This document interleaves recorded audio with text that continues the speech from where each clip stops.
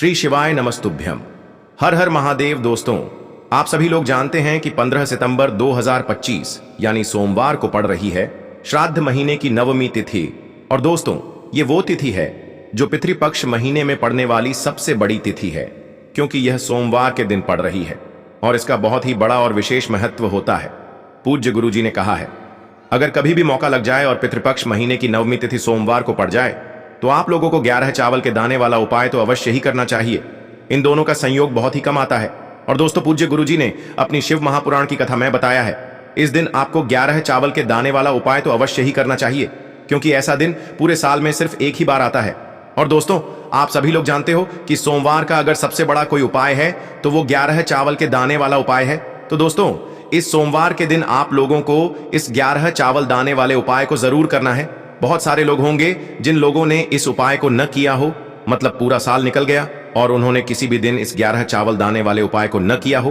पर दोस्तों, आपके पास एक आखिरी मौका बचा हुआ है जो कि 15 सितंबर के दिन है। तो इस दिन आप लोगों को इस वाले उपाय को जरूर कर लेना है। भले ही आपने पूरे साल भर इस उपाय को ना किया हो, पर अगर आपने इस पितृपक्ष महीने के नवमी के दिन अगर इस वाले उपाय को कर लिया तो आपको इस उपाय को करने का वो फल मिलेगा जिसकी आपने कभी कल्पना भी नहीं करी होगी। इसीलिए आप लोग इस वाले उपाय को एक बार जरूर कर लेना, ताकि आप लोगों के हाथ से यह मौका ना जा सके और आपको इस उपाय को करने का फल मिल सके। दोस्तों, यह उपाय पंडित जी ने अपनी अभी की ही शिव महापुराण की कथा में बताया है। जिस उपाय को आज हम आपको बहुत अच्छे से समझाने वाले हैं, इस वीडियो को देखने के बाद इस उपाय को समझने के लिए आपको कोई और वीडियो को देखने की जरूरत नहीं पड़ेगी। तो चलिए दोस्तों, उपाय को शुरू करते हैं। देखिए, ये इस श्राद्ध महीने के सोमवार के दिन ये इतना खास होता है, इतना महत्वपूर्ण होता है। देखा गया है कभी कभी बड़े बड़े पूजा पाठ अनुष्ठान से जो मनोकामना पूर्ण नहीं होते, वो इस श्राद्ध महीने के नवमी के दिन एक छोटे से उपाय करने से ही आपकी मनोकामना पूर्ण हो जाती है। और बहुत सारे लोगों ने इस उपाय को किया भी है और उनको इस उपाय को करने का फल भी जरूर मिला है।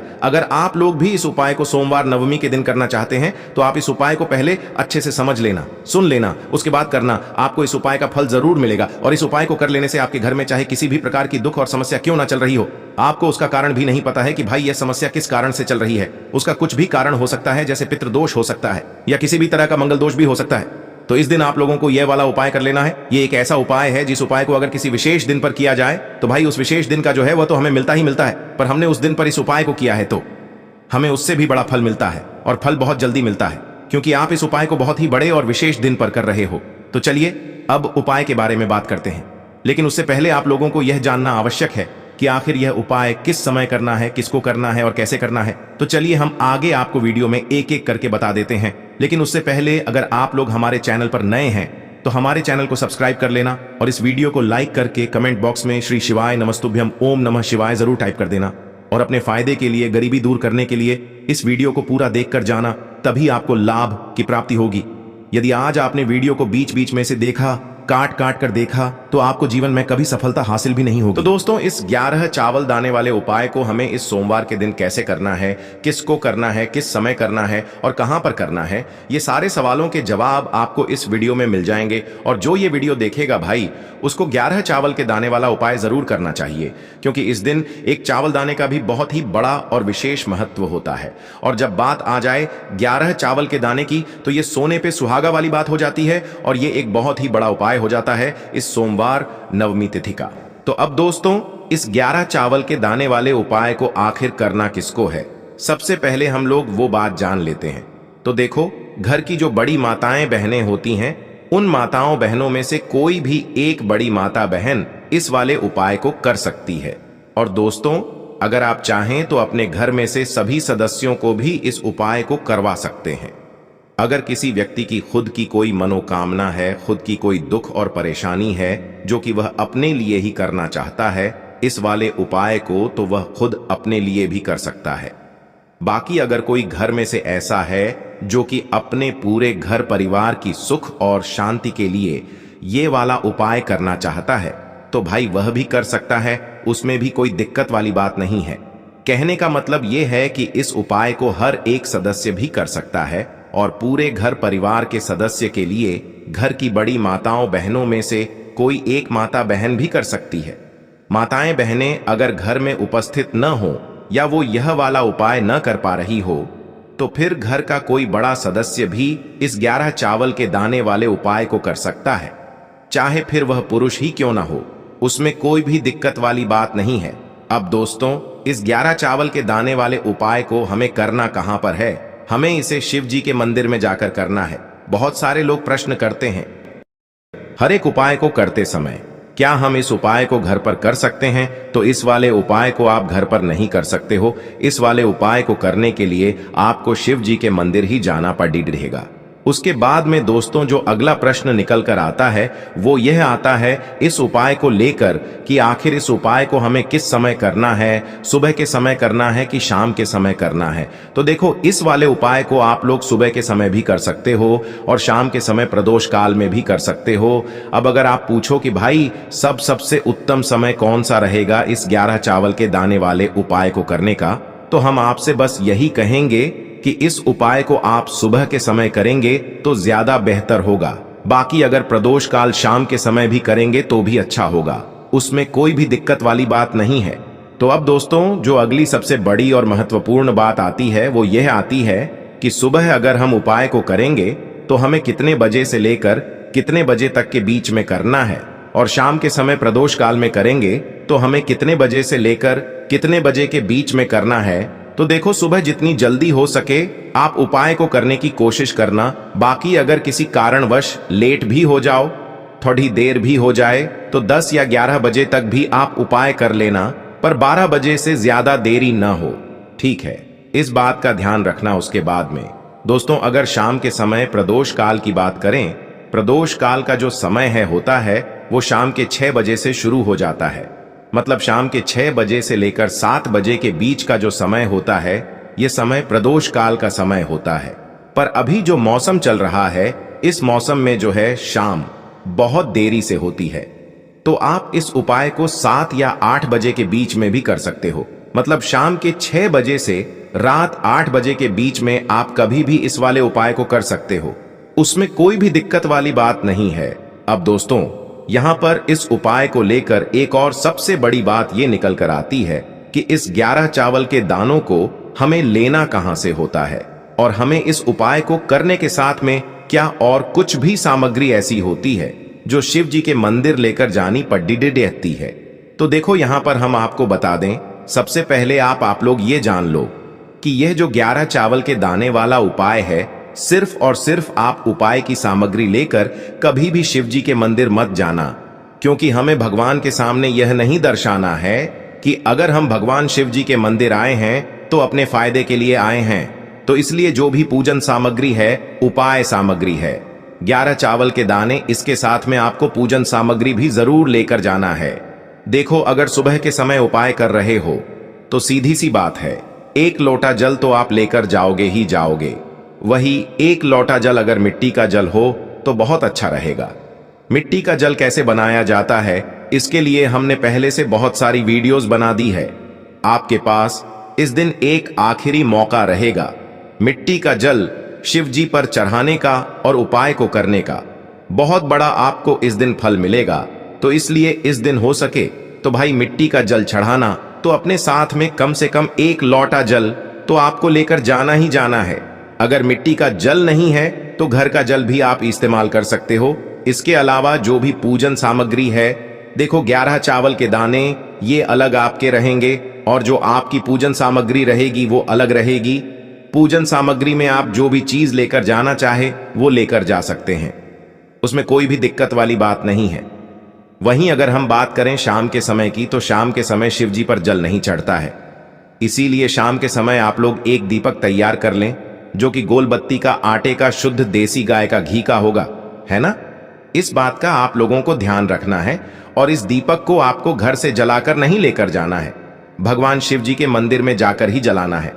इस बात का भी आप लोगों को ध्यान रखना है।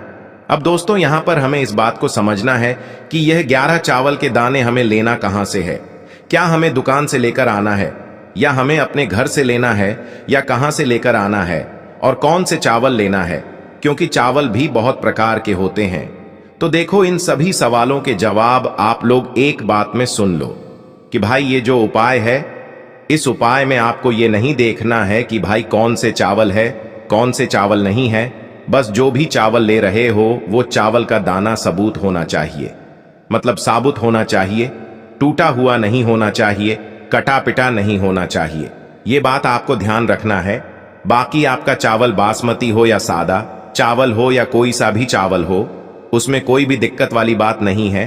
तो सीधी सी बात है कि आपके घर के रसोई घर में जहां पर आप भोजन बनाते हो, वहां पर जो भी चावल आपके उपस्थित हो, उन चावलों में से अपनी एक कटोरी भर लेना या एक मुट्ठी चावल अलग से निकाल कर रख लेना। क्योंकि हम 11 चावल ही यहाँ पर इस उपाय में लेने वाले हैं, तो हमें यह चावल के दाने गिनकर निकालने पर डढ़ेंगे। इस बात का आप लोगों को ध्यान रखना है।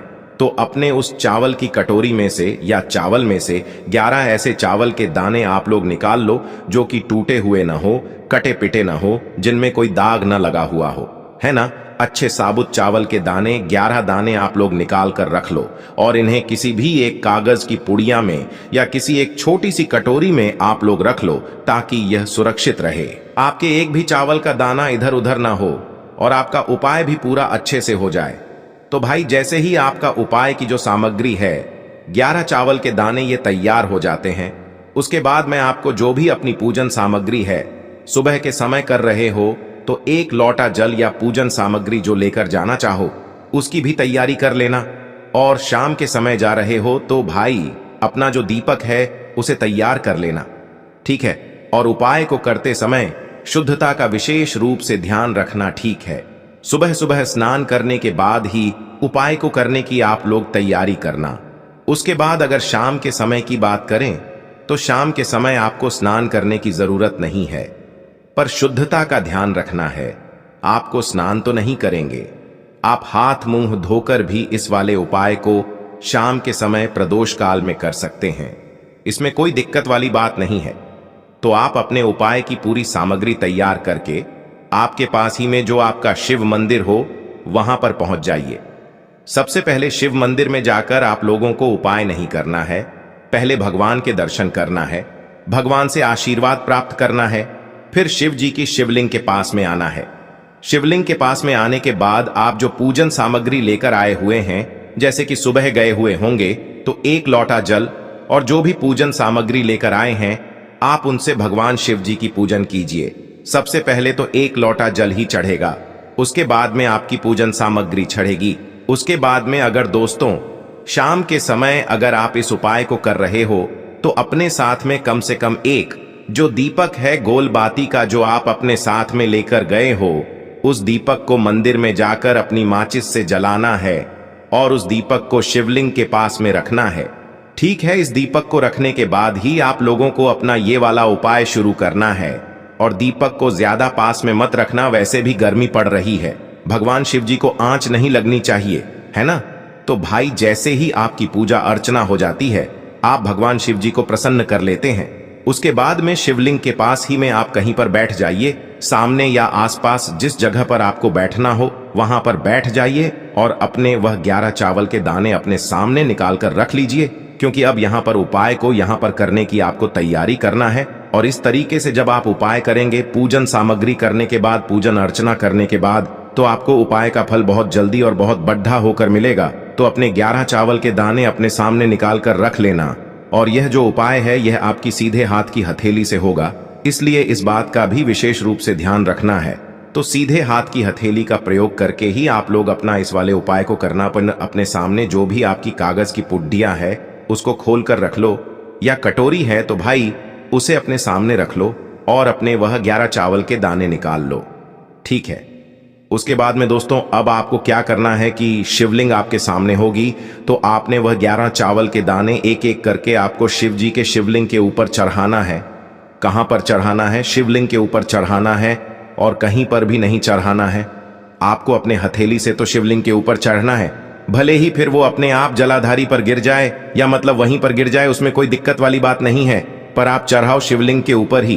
तो आपको क्या करना है, अपना पहला चावल का दाना उठाना है, श्री शिवाय नमस्तुभ्यम बोलना है और शिवलिंग पर चढ़ा देना है। इसी तरीके से दूसरा चावल का दाना उठा है, शिवलिंग पर चढ़ाना है और मंत्र बोल देना है। और फिर तीसरा चावल का दाना उठाना है, श्री शिवाय नमस्तुभ्यम बोलना है और चढ़ा देना है। इसी प्रकार से आपको पूरे 11 चावल के दाने एक एक करके शिव जी के शिवलिंग के ऊपर चढ़ाना है और भगवान से प्रार्थना करते जाना है। मतलब प्रार्थना तो आपको आखिरी में करना है, पर हर एक चावल के दाने को चढ़ाते समय श्री शिवाय नमस्तुभ्यम जरूर बोलना है। उसके बाद ही में यह चावल का दाना शिवलिंग के ऊपर आपको चढ़ाना है। जैसे ही आपके 11 चावल के दाने शिवलिंग के ऊपर चढ़ जाते हैं तो भाई उसके बाद में आपको क्या करना है, भगवान से अपनी मनोकामना बोलना है।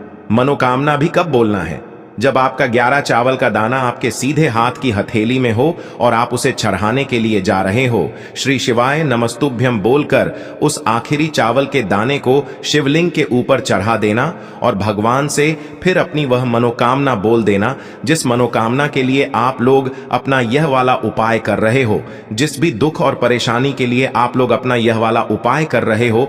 उसके बाद में जैसे ही आप अपनी मनोकामना बोल देते हो, आपका यह वाला उपाय पूरा हो जाता है।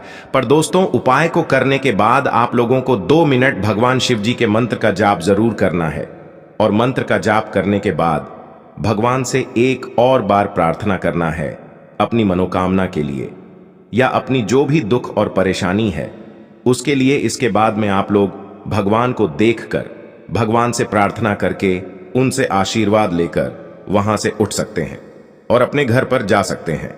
बस दोस्तों, यहां पर यह वाला उपाय पूरा हो जाता है।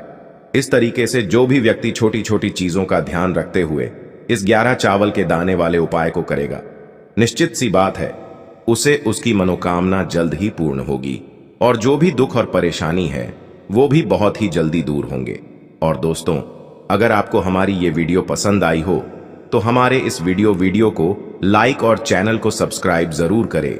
हर हर महादेव, ओम नमः शिवाय। देखो, इस उपाय को आप सुबह से लेकर शाम तक कर सकते हैं।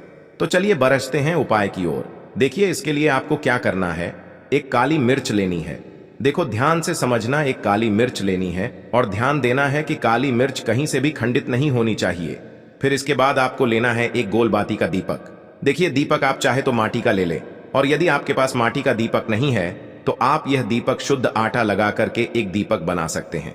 बस आपको ध्यान देना है कि उस आटे में आपको नमक या हल्दी का प्रयोग नहीं करना है। ठीक है, तो आप एक बढ़िया सा दीपक बना लें और उस दीपक में गोल बाती लगा करके उस दीपक में आपको घी भरना है। देखो, गाय का शुद्ध घी आपको उस दीपक में भरना है। अब क्या करना है, आपको इन दोनों चीजों को लेकर चले जाना है। बेलपत्र के पेड़ के पास देखिए, देखो गुरुजी ने अपनी अभी की शिव महापुराण कथा में भी बताया था, जो भी व्यक्ति प्रदोष काल में जो भी एक दीपक प्रज्वलित कर देता है उसके घर पर धन की कमी नहीं हो सकती। देखो, यदि आपके घर के आसपास कहीं बेलपत्र का पेड़ नहीं है या घर से काफी दूर पड़ता है और आप जा नहीं सकते, तो आगे हम ये भी बताएंगे कि कैसे इस उपाय को करना है। अगर बेलपत्र वृक्ष ना हो तो देखो, अब आपको प्रदोष काल में इन दोनों चीजों को लेकर चले जाए बेलपत्र के पेड़ के पास में। अब क्या करना है, सबसे पहले आपको उत्तर दिशा की ओर मुंह करके आपको खड़े हो जाना है और जो आप दीपक लेकर गए हैं उससे आपको बेलपत्र की जड़ में प्रज्वलित